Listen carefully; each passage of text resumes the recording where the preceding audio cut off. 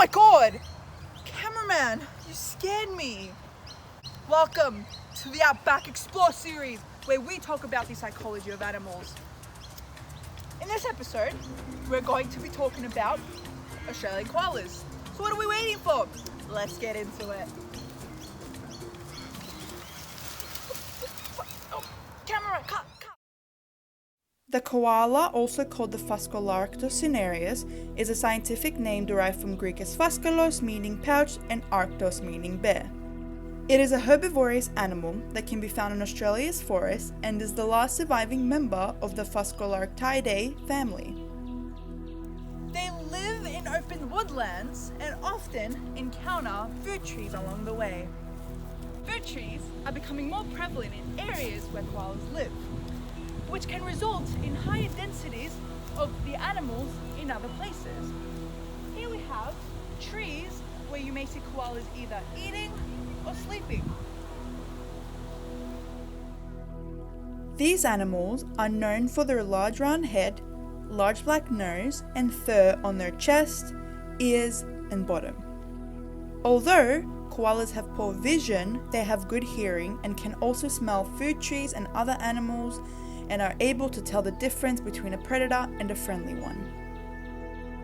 The Australian koalas can sleep up to 20 hours due to their low energy diet and intense energy they are required to break down toxic chemicals in their leaves which they consume.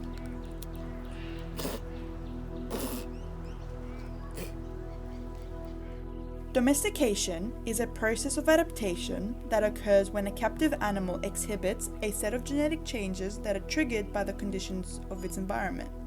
Although it is illegal to own a koala anywhere in Australia, only those who are authorized to have koalas can own them. People who do this work have to obtain a special permit from the wildlife authorities.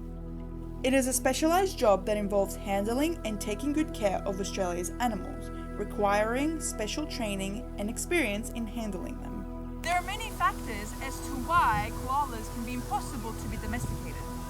Firstly, even though bears are not animals, koalas are actually marsupials and have extremely specific dietary requirements. And they can also be a bit challenging to feed them as well as being able to keep them healthy. And they are also capable of causing damage. There are a few things that a koala can do that are safe and secure from humans. However, these animals can also inflict serious injuries, including from clawing or biting. There are also a few predators in which koalas can face, including owls and dogs. And they also have to contend with traffic and also bushfires. In the past few decades, the fur trade in Australia was a tragic episode in the past.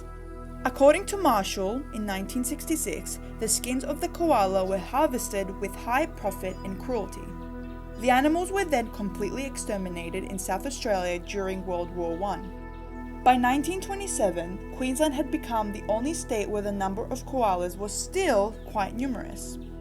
This was despite the existence of an open season on the animals in 1927.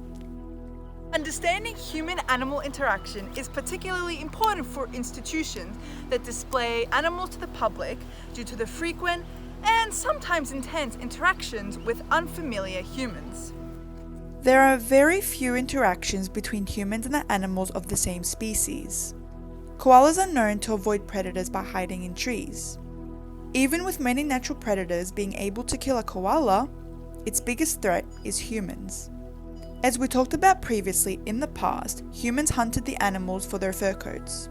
In 1930, hunting and killing koalas was banned.